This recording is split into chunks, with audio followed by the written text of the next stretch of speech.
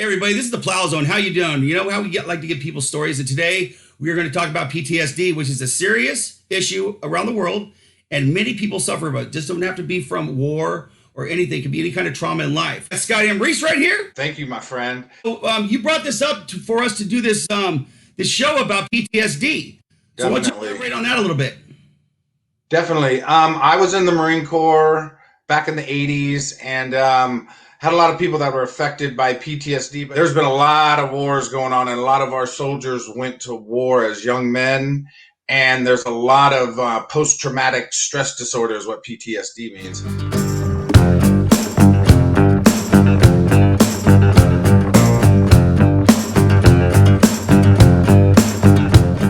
Plow Zone Roman reporter, you know, the world reporter.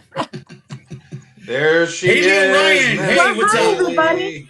Very great to see you both. And I'm very excited to listen to Leland today. He's got an outstanding story, very close to my heart. As you know, the servicemen and women out there are doing insanely intense jobs. Let's bring on Mr. Leland Holgate. Welcome to the Plow Zone Radio Show, Leland. Hey, thanks for having me, y'all. I appreciate it. You were born in a military family overseas. Why don't you touch on that a little bit? Mom was an RN in the Army, and Dad was an Airborne Ranger, so one of our crazy Special Forces Army guys. Born in Vicenza, Italy, which was amazing. Growing up in Europe, of course, gave me some different perspective on the world for sure. And came to the States when I was 8, so it was an interesting childhood, constantly moving around, of course. And Dad, of course, being a Ranger, I got to see the very first side of what PTSD looked like on how he was dealing with it. Of course, you know, he had been involved in Somalia, Desert Storm, so he was one of the guys that saw a lot of action over in the desert. Okay, if I could jump in here and say, so you're 8 years old and you already are understanding, or are you just getting that your dad's got some different behavior, or do you know what PTSD is? At that point in time, I didn't know what PTSD was. All I knew was my dad was Dr. Jekyll and Mr. Hyde. You know, one moment in time, he was completely normal. Everything was fine. And then, oops, I dropped the Kool-Aid and boom, the monster comes out.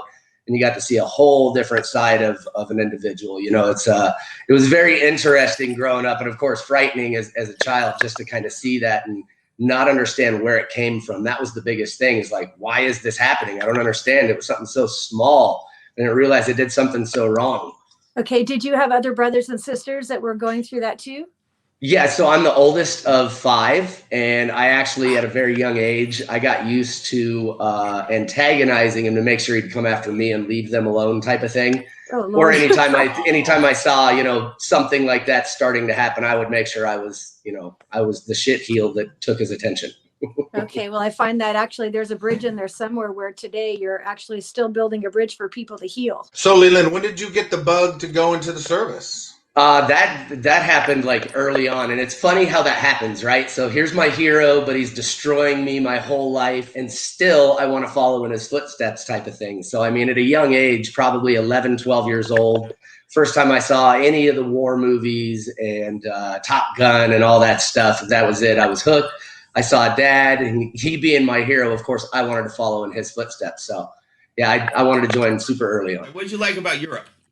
The biggest thing was dinners, like family dinners and cooking and all that stuff. Like everything over there is centered around food and family. So there was definitely a lot of that, which was great. Yeah. Okay, so you were by Venice, Verona. Very close to Venice. Vicenza is just about an hour train ride over to Venezia. Oh man, I can't believe you're still skinny. It's amazing.